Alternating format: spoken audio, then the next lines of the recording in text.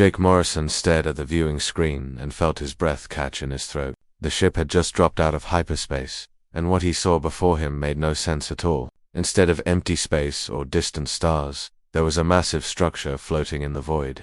It looked alive somehow, pulsing with soft blue and green lights that moved across its surface like waves on an ocean. He had been in space for 3 years now, serving as a lieutenant on the Earth vessel Horizon.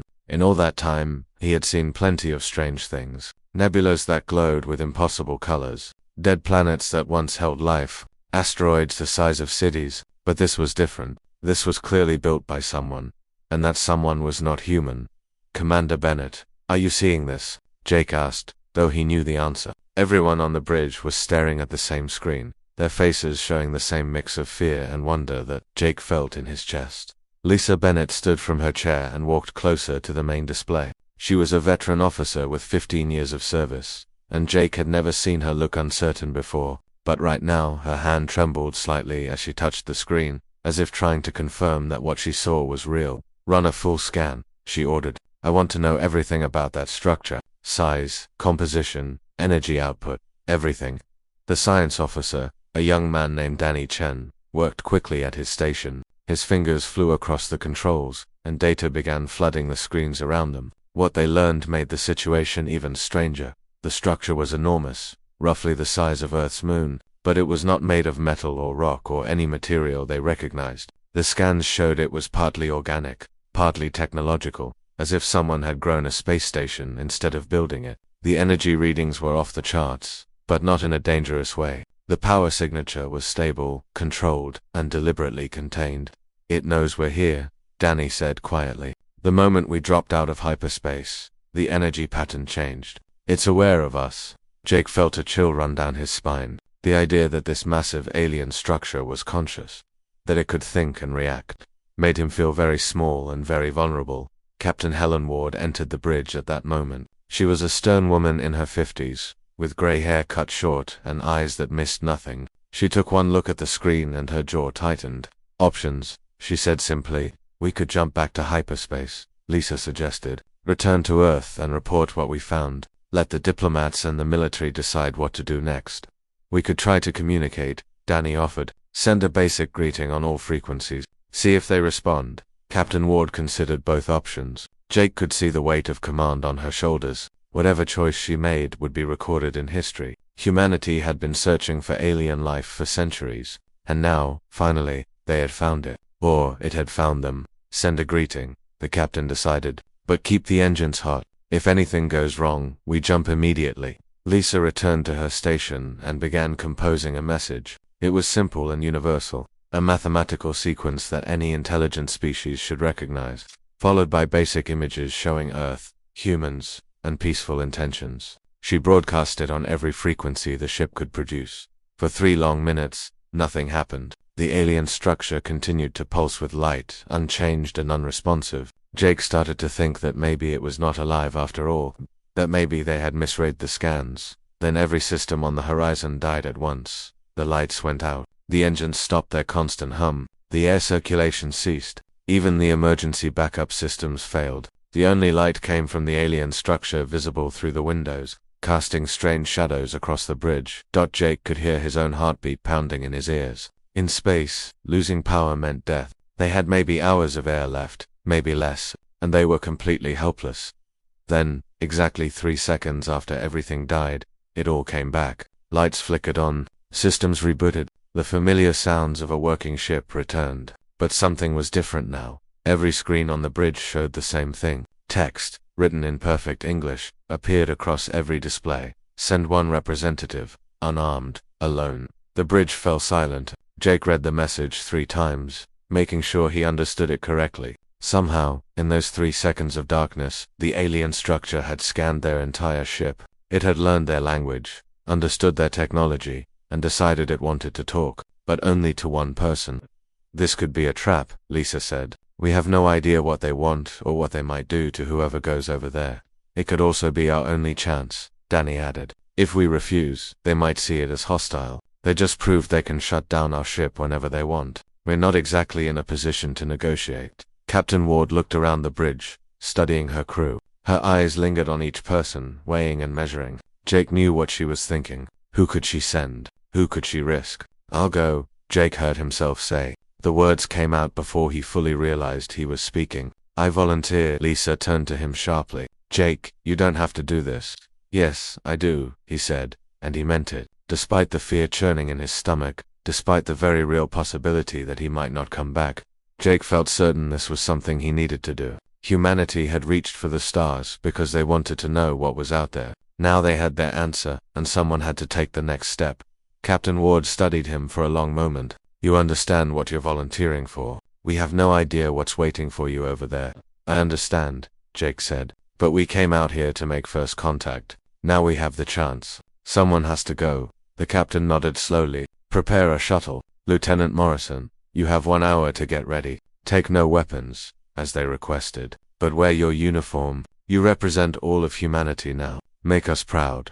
Jake saluted and left the bridge. His hands were shaking as he walked through the corridors to his quarters. He had just volunteered to meet an alien species, alone and unarmed. Part of him wondered if he had made a terrible mistake, but another part, the part that had dreamed of the stars since he was a child, felt a strange excitement building beneath the fear. He packed nothing except his courage and headed for the shuttle bay. The small craft was ready when he arrived. The launch crew wished him luck, though their voices carried doubt. Jake climbed into the pilot's seat and sealed the hatch. Through the window he could see the alien structure waiting for him, patient and eternal. Horizon, this is Morrison, he said into the radio. Beginning approach, copy that. Lisa's voice came back. We'll be watching. Good luck, Jake. He fired the engines and launched into the void. The distance between the horizon and the alien structure seemed both too far and too close. His shuttle felt like a toy, a fragile bubble of metal and air crossing an impossible gulf dot as he drew near. The structure began to change. Its surface rippled and shifted, and an opening appeared, large enough for his shuttle to enter. The bay inside looked like it had grown specifically for his small craft, conforming to its exact shape and size. Jake guided the shuttle through the opening, and the moment he crossed the threshold, he felt the artificial gravity engaged. It was perfect, exactly Earth standard. They had studied humans carefully.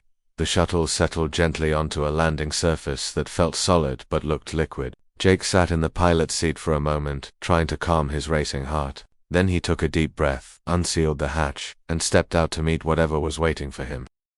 Jake stepped out of his shuttle and found himself standing in a corridor that seemed to breathe. The walls were not metal or plastic or any material he recognized. They looked organic, with a surface that reminded him of mother of pearl, shifting through subtle shades of blue and purple and green. Every few seconds, a soft pulse of light would travel down the corridor, like a heartbeat made visible. The air was warm and humid, comfortable against his skin. He had expected to need his suit's oxygen supply, but the atmosphere was perfectly safe. In fact, it was identical to Earth's atmosphere, right down to the exact mixture of gases. Someone had prepared this place for a human visitor. Jake walked forward because there was nowhere else to go. The corridor stretched ahead of him, curving gently to the right. Behind him, the opening through which his shuttle had entered was already sealed. Though he could still see his small craft sitting peacefully on the landing surface, his footsteps made no sound. The floor seemed to absorb all noise, leaving him in an eerie silence, broken only by his own breathing. He wanted to call out, to announce his presence, but something about this place made him hesitate. It felt sacred somehow, like a cathedral or a library, a place where loud voices would be disrespectful. After walking for what felt like 10 minutes, Jake noticed something strange. He had been moving steadily forward, never turning, never choosing a direction. Yet somehow he knew he was being guided. The pulses of light in the walls came more frequently now, always ahead of him, leading him deeper into the structure. He passed other corridors that branched off to the sides, but he never considered taking them. The path forward was clear, inevitable, as if it had been laid out just for him. Jake wondered if the structure was somehow influencing his thoughts, gently pushing him in the right direction. The idea should have frightened him, but instead he felt oddly calm. Finally, the corridor opened up into a chamber so vast that Jake stopped walking and simply stared. The ceiling stretched impossibly high above him, lost in shadows and what looked like stars, but they could not be real stars. He was inside a structure, not looking at open space. Yet the lights above moved and flickered exactly like distant suns, complete with the slow dance of galaxies rotating across eons. The chamber floor was smooth and dark, reflecting the light from above like still water, and in the center, perhaps 100 meters away, stood a throne. Jake began walking again, his footsteps now echoing slightly in the enormous space.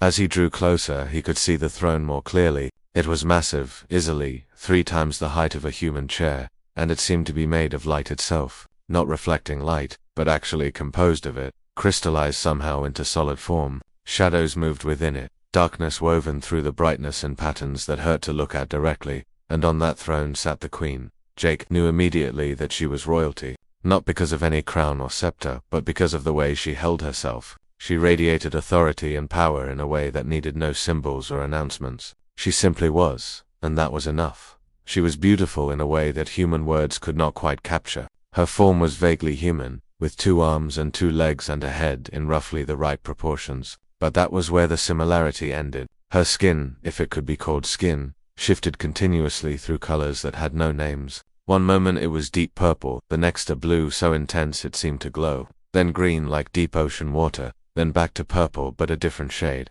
The colors flowed across her body like oil on water, never still, never settling. Her face was elegant and alien. Her eyes were too large, too bright, holding depths that seemed to contain actual space within them. Jake could see tiny points of light moving in those eyes, like stars being born and dying in accelerated time. Her features were sharp and angular, beautiful but unsettling, like looking at a sculpture that was almost human but not quite. Behind her throne stood others, dozens of them, perhaps 50 or more, arranged in a semicircle that curved away on both sides. Each one was different, clearly from a different species. Some were tall and thin, others short and wide. Some had too many limbs, others seemed to float without any visible means of support. Their forms varied wildly, from nearly human to completely alien, but they all shared one thing. They all watched Jake with intelligent eyes. This was a court, Jake realized, a gathering of species, brought together under the rule of the figure on the throne, and he was being presented to them like a curiosity, or a supplicant, or perhaps a specimen. The queen rose from her throne, and the movement was fluid, graceful, inhuman. She descended the steps toward Jake, and he noticed that she cast no shadow. The light from above passed through her as much as it reflected off her, as if she was not entirely solid, not entirely real. When she reached the floor and began walking toward him, Jake felt his courage waver. He was a soldier, trained to face danger, but this was beyond anything he had prepared for. This was a being so far beyond human understanding that even looking at her felt like staring into the sun. She stopped 3 meters away from him. At this distance, Jake could see that she was tall, perhaps 2.5 meters, forcing him to look up slightly to meet her eyes. Those eyes studied him with an intensity that made him feel transparent, as if she could see not just his body but his thoughts, his memories, his very soul. Then she spoke, and Jake's world shifted. Her mouth moved, lips forming shapes, but no sound came from her. Instead, her voice appeared directly in his mind, bypassing his ears entirely. It was not like hearing someone speak. It was like having thoughts that were not his own, foreign and familiar at the same time. Welcome, human. I am Sarathil, sovereign of the infinite collective. We have watched your species for some time. Jake tried to respond out loud, but his voice came out as barely a whisper. He cleared his throat and tried again. My name is Jake Morrison, lieutenant in the Earth Space Service. I come in peace, representing humanity and hoping to establish friendly relations with your people. The words sounded rehearsed and formal, because they were. He had practiced them on the shuttle ride over, trying to remember all the diplomatic protocols he had been taught. But standing here, facing this alien queen, the practiced speech felt hollow and meaningless. Sarathil tilted her head slightly, a gesture that might have been amusement or curiosity or something else entirely. We do not have time for your formalities, Jake Morrison. I did not bring you here for speeches or treaties or the careful dance of diplomacy. I brought you here to answer one question, and your answer will determine whether your species is allowed to continue its expansion into the greater galaxy. The casual way she said it, the simple statement of such enormous consequences, made Jake's blood run cold. This was not a meeting between equals. This was a judgment. Humanity was on trial, and he was their only representative. One question. Jake managed to say, "What question?" Sarathil moved closer, and Jake fought the urge to step back. She circled around him slowly, examining him from all angles, and Jake felt like prey being evaluated by a predator. But there was no malice in her gaze, only an intense curiosity and something that might have been hope. Before I ask, Sarathil said, her mental voice softer now, you should understand what rests on your answer. The infinite collective represents 4,317 species from across this galaxy. We have existed for over 50,000 of your years. In that time, we have encountered countless civilizations, and we have learned to recognize certain patterns. She stopped in front of him again, those galaxy-filled eyes boring into his. Some species are welcomed into the collective immediately. Others are deemed too dangerous, too chaotic, too young. These species are isolated, their expansion limited, their development watched from a distance until they mature or destroy themselves. Jake felt his heart pounding. And which category do we fall into? That Serathil said, depends on how you answer my question. I have studied your species extensively in the time since your ship arrived. I have read your transmissions, analyzed your culture, examined your history. I have learned your languages, your customs, your hopes and fears. And I have found something that troubles me, something that I must understand before I can make my judgment. She raised one hand, and the gesture was almost gentle. I ask you now, not as a military officer, not as a representative of your government, but as a human being. Answer me truly, from your heart and your experience. Do not tell me what you think I want to hear. Tell me what you know to be true. Jake nodded, his mouth dry, his palms sweating. Everything humanity had worked for, every dream of reaching the stars and finding others like them, now rested on whatever question this alien queen was about to ask. Serathil leaned forward slightly, and her voice in his mind became intense, focused, weighted with importance. Are you alone, human? Serathil's eyes widened slightly, a subtle reaction but one Jake noticed. He had surprised her. Good. He was tired of feeling like a specimen being examined. It was time to show this alien queen what humanity was really made of. We are alone, Jake continued, his voice steady now, growing in confidence, but we have never accepted that as defeat. We have spent our entire existence fighting against our isolation, building bridges across the gap between our minds. He gestured broadly, trying to encompass the enormity of what he wanted to say. You said your species can touch thoughts naturally, that you feel each other's presence always. That must be wonderful. But do you know what we have? We have language. Not just simple communication, but thousands of languages. Each one a different way of trying to express what's inside our heads. We have spent thousands of years developing ways to share our thoughts, to make the invisible visible, to take what's trapped in one mind and plant it in another. Serathil listened silently, her head tilted in that curious gesture again. The court behind her had gone completely still. Jake felt their attention focused on him like a physical weight, but he pushed through. We have art, Jake said. Painting, music, sculpture, dance. A human can feel something deep inside, something they can't put into words, and they can paint it. They can make it real in the world. And then another human, someone they've never met, someone who might live 1,000 years later, can look at that painting and feel the same thing. We found a way to share emotions across time and space, despite being locked in our own heads. He was warming to his subject now, speaking faster, with more passion. We have stories. For as long as we've existed, we've gathered around fires and told each other stories. Not because we needed to pass on information, but because we needed to share experiences. We needed to let others into our minds, to show them what we saw and felt and learned. Every book, every movie, every song is an attempt to break through our isolation. Jake took a step forward, his fear forgotten now. We have empathy.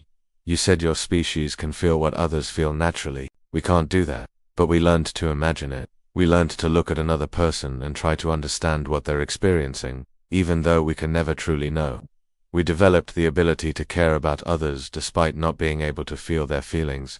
Is that not remarkable? Serathil's expression had changed.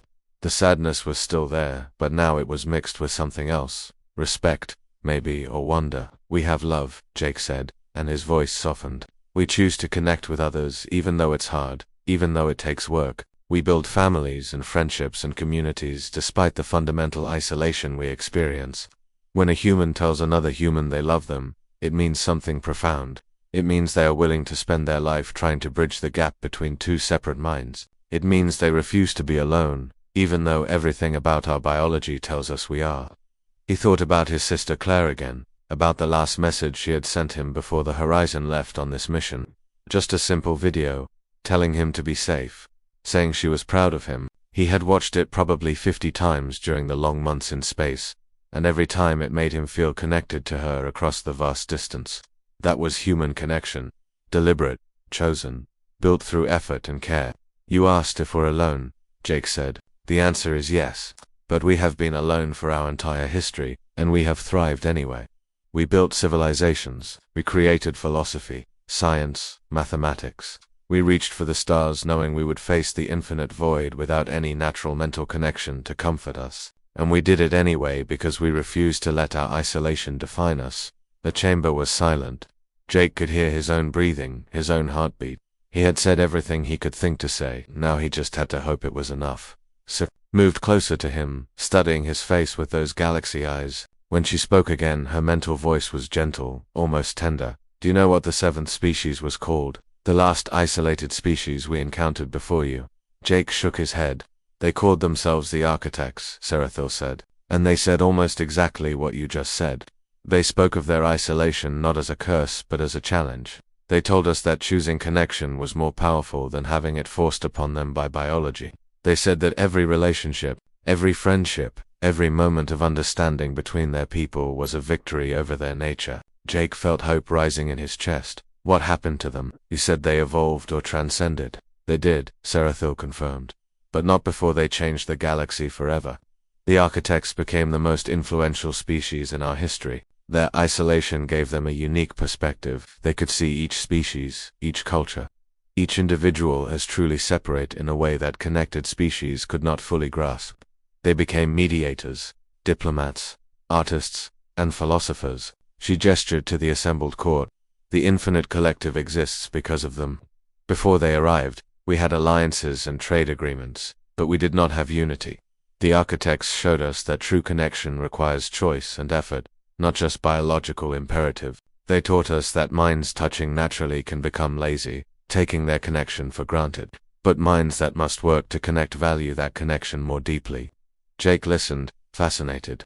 A species like humanity had not only survived but changed the entire galaxy. The idea seemed impossible, but Serathil spoke with absolute certainty. They created art that moved species who thought they understood all emotions. She continued. They wrote philosophy that challenged assumptions held for millions of years. They built technologies that allowed connected species to experience what isolation felt like, and in doing so, gave us empathy for a condition we could barely imagine. They were remarkable. Or Jake caught the past tense. You said they evolved. What does that mean? Serathil's expression became distant, almost wistful. 10,000 years ago, the Architects began to change. They had explored the physical universe, had learned everything they could learn in material form, so they chose to become something else. They shed their bodies and their physical existence. They became beings of pure consciousness, no longer bound to the laws of matter and energy. She looked back at Jake. Before they left, they gave us a gift.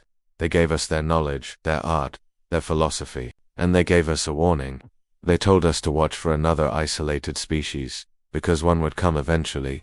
They told us to test that species carefully, because isolation either breaks a civilization or makes it stronger than anything else in existence. There is no middle ground. Jake felt the weight of that statement. Humanity was being tested to see if they would break or become something greater. And he was the one who had to convince this alien queen which path his species would take. Why did you ask me if I was alone? Jake said. Why not ask about our technology or our history or our intentions? Because Serathil said simply, everything else flows from that one truth. A species that knows it is alone and accepts it with grace will survive anything. A species that knows it is alone and fights against that truth will destroy itself. I needed to know which type you were. I needed to know if you understood your isolation and had made peace with it. She placed a hand on his shoulder, and Jake felt warmth spread through him. It was not physical warmth but something deeper, a sense of acceptance and approval that needed no words. You have answered my question, Jake Morrison. You have shown me that humanity understands what they are.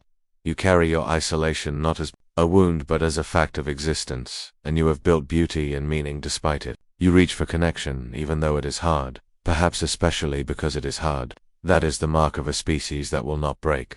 Jake felt relief wash over him, so intense it almost made his knees weak. So we pass your test. Humanity is accepted. Yes, Serathil said, but more than that, you will be welcomed. The collective has waited 10,000 years for another isolated species to reach the stars.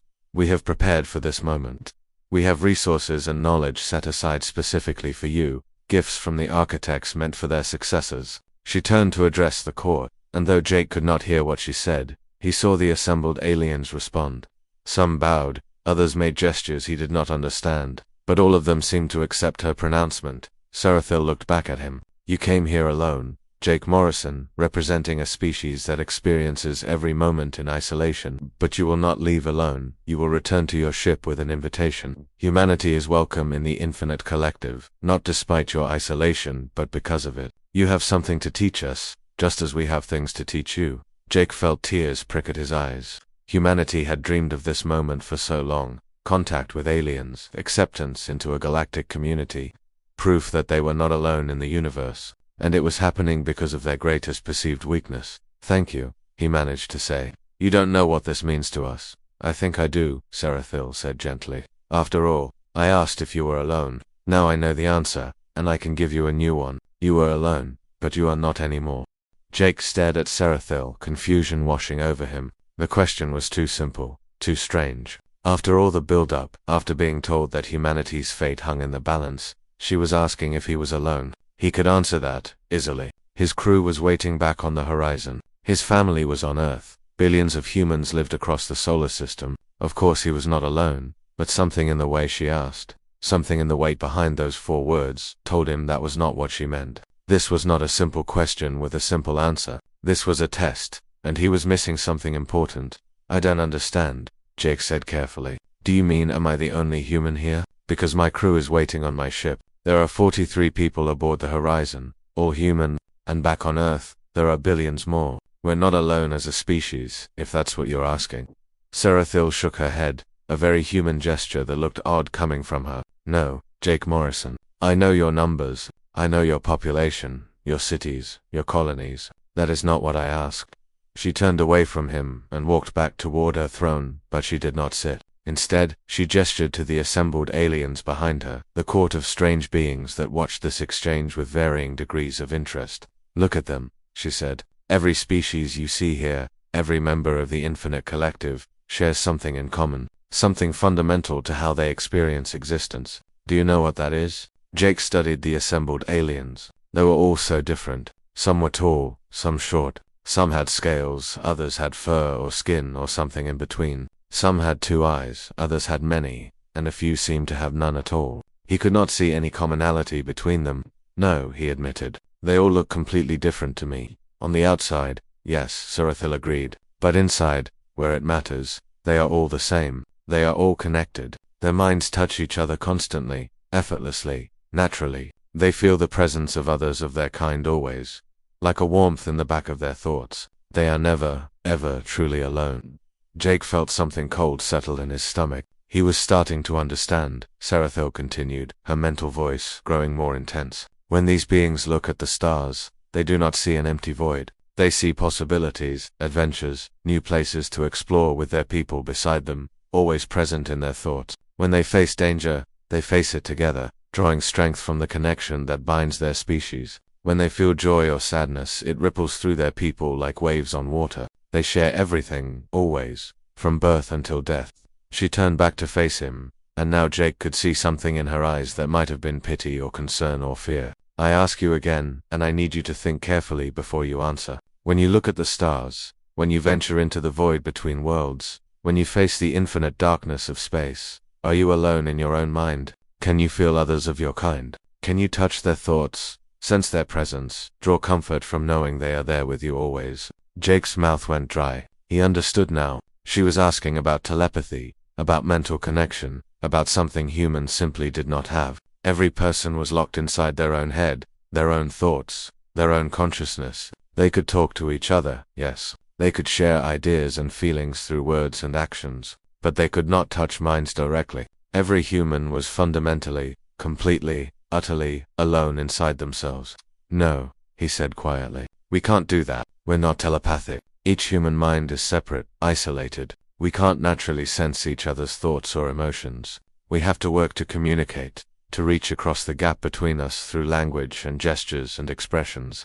The court erupted in noise. Not sound that Jake could hear, but movement, agitation. The aliens shifted and swayed, and Jake got the impression they were communicating with each other in ways he could not perceive. Some seemed shocked, others vindicated, as if they had been arguing about this very point. Seraphil raised a hand, and the court fell still. She looked at Jake with those galaxy eyes, and he saw sadness there now, unmistakable and deep. I was afraid of that, she said softly. In all my study of your species, I hoped I was wrong. I looked for signs of connection, of mental bonding, of anything that would suggest you were not completely isolated within your own consciousness. But I found nothing, and now you confirm it. Jake felt defensive, protective of his species, even though he did not fully understand what was happening. Is that bad? Is that why you're judging us? Because we're not telepathic. It is not about judgment, Seraphil said. It is about survival. Jake Morrison, do you know how rare you are? In all the galaxy, in all the species we have encountered across millions of worlds and thousands of years,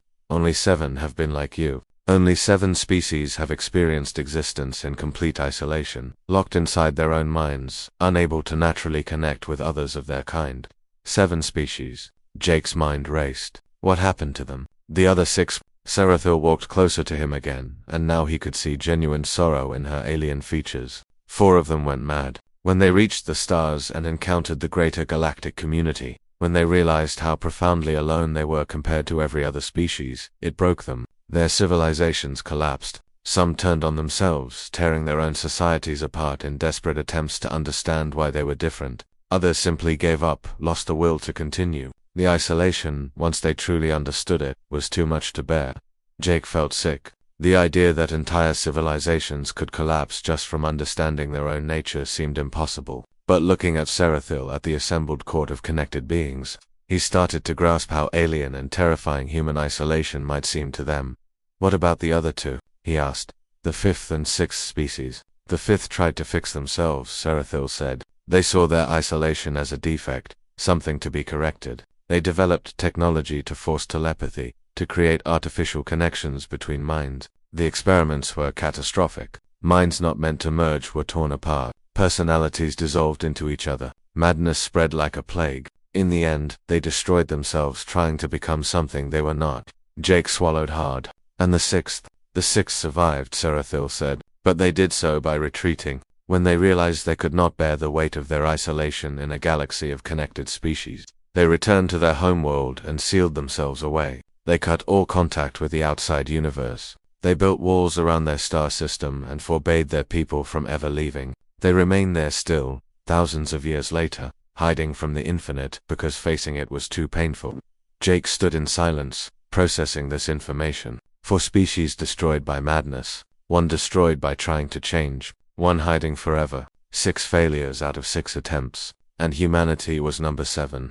So that's it, he said finally. We're doomed. Either we'll go mad when we realize what we are, or we'll destroy ourselves trying to fix it, or we'll hide forever. That's what you're telling me? No, Seraphil said, and there was something new in her voice now. Hope, maybe, or curiosity. That is what history suggests. But history is not destiny. I brought you here to ask if you are alone, not to condemn you for it. I need to understand how your species has survived this long. I need to know if you are aware of your isolation, and if you are, how you bear it. She moved even closer now, until she was standing directly in front of him, close enough that Jake could have reached out and touched her. So I ask you a 3rd time, Jake Morrison, and this time I want you to answer not just about physical presence, but about your experience. In your heart, in your soul, in the deepest part of your being, are you alone? Jake thought about his life. He thought about growing up in a house with his sister Claire, how they would fight and laugh and share secrets. He thought about his first day at the academy, feeling terrified and isolated, until his roommate Peter introduced himself and became a lifelong friend. He thought about the Horizons crew, people he had lived and worked with for 3 years, people who felt like family even though they shared no blood. He thought about loneliness, real loneliness, the kind that hit late at night when everyone else was asleep, and he lay in his bunk staring at the ceiling, feeling the weight of space pressing in around him. The kind that came from being the only person in a room who felt a certain way, or understood a certain thing, or carried a certain burden. He thought about connection, how much work it took, how much effort humans put into simply understanding each other, talking, listening, trying to bridge the gap between separate minds through inadequate words and gestures. And he thought about the Horizon, his ship, floating in space with his crew aboard, 43 people, each one alone in their own head, each one working to reach across that isolation to be together. Yes, Jake said finally, meeting Seraphil's eyes. We are alone. Every human, every moment of our lives, we are alone inside our own minds. We can't feel each other. We can't touch thoughts. We can't sense the presence of our species like you do. Each of us is an island, separate and isolated. The court fell silent.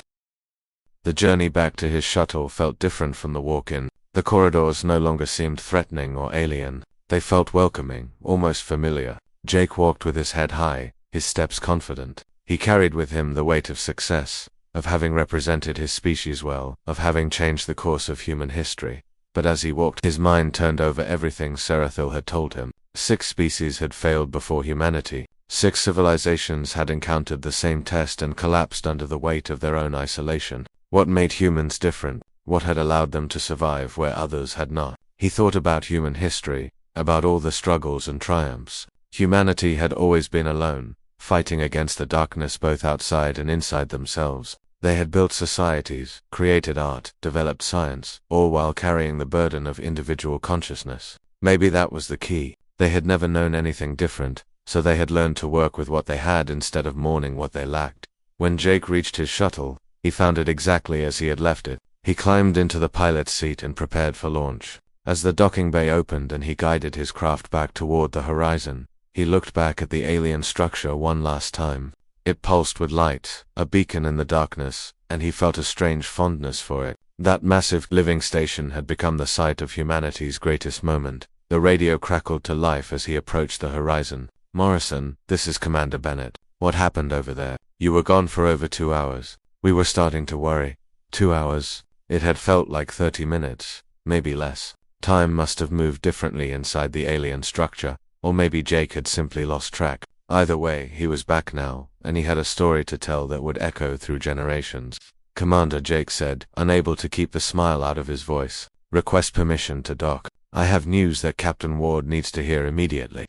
"Permission granted," Lisa said, and Jake could hear the concern in her voice. "Jake, are you alright? Did they hurt you?" "I'm fine," Jake assured her. "Better than fine. Just get everyone to the conference room. This is big." He guided the shuttle into the bay and went through the shutdown procedures on autopilot, his mind already racing ahead to how he would explain everything. How do you tell people that their entire species had just been judged and found worthy? How do you explain that humanity's greatest weakness was actually their greatest strength? The docking bay crew greeted him with obvious relief. They must have been terrified during his absence, wondering if their lieutenant would ever return. Jake gave them a reassuring smile and headed straight for the conference room. Captain Ward was already there when he arrived, along with Lisa, Danny, and several other senior officers. They all looked at him with a mixture of curiosity and concern. Jake took a deep breath and began to speak. He told them everything. The walk through the alien corridors, the vast chamber with its impossible ceiling of stars,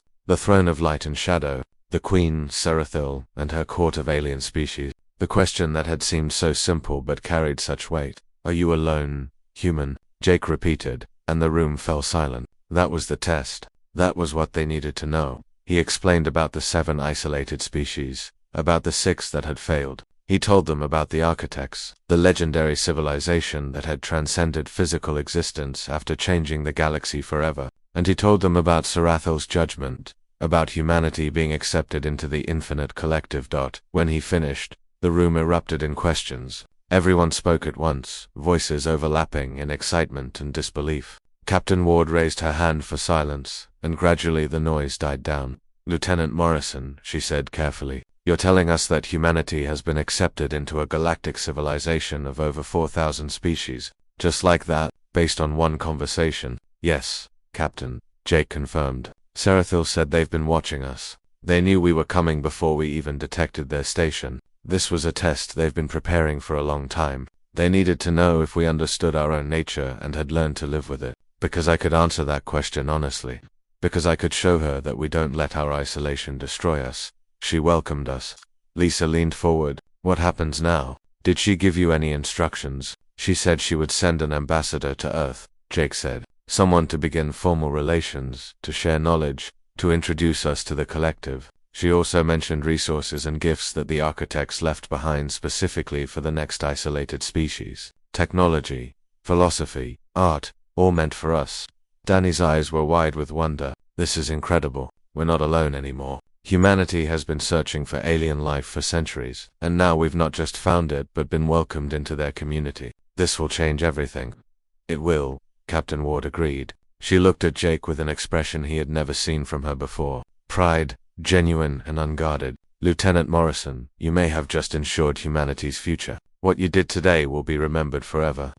Jake felt embarrassed by the praise. I just answered a question honestly, Captain. Any of us could have done the same. Maybe, Ward said. But you were the one who volunteered. You were the one who faced an alien queen alone and unarmed. You represented us well, Lieutenant. Very well. The next few hours were a blur of activity. Captain Ward sent an encrypted message back to Earth Command, reporting the contact and the results. The communication would take time to reach home, but when it did, the response would be immediate and overwhelming. This was the news humanity had been waiting for since they first looked up at the stars.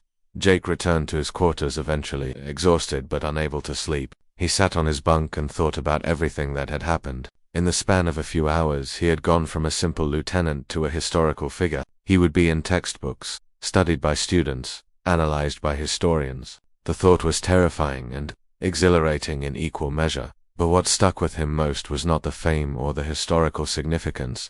It was the realization of what Serathil had actually been asking. She had not really wanted to know if humans were alone in space. She had wanted to know if they were alone in their own minds, and whether they had learned to accept that reality. Jake thought about his sister Claire. Back on Earth he would send her a message, a long one, telling her everything that had happened. It would take weeks to reach her, but when it did, she would read his words and understand what he was feeling. Even though she could not touch his thoughts directly, that was the human way. Reaching across the void through inadequate means, building connection despite the gap. He thought about the crew of the Horizon, 43 people who had chosen to leave Earth together, to face the unknown as a team. They could not feel each other's presence naturally, but they had built bonds through shared experiences, through conversations and jokes and struggles. They had created their own connection, and it was real and meaningful. Despite being constructed rather than inherent, Jake realized that this was what made humanity special. Not their technology or their courage or their intelligence, but their ability to choose connection despite their isolation. Every friendship was a choice. Every relationship was deliberate. Every moment of understanding was a victory over their nature. A week later, Jake stood on the bridge again as a ship approached the horizon. It was small and elegant, clearly alien in design but not. This was the ambassador Serathil had promised. Come to begin the formal process of introducing humanity to the infinite collective. The alien ship docked smoothly, and Captain Ward led a delegation to the airlock to greet their visitor. Jake was included in the group, given his role in first contact. When the airlock opened, a figure stepped through that took Jake's breath away. It was not Serathil, but another member of her species. This one was smaller, more delicate, with skin that shifted through shades of blue and silver. The alien's eyes were kind and curious, filled with the same impossible depth that Serathil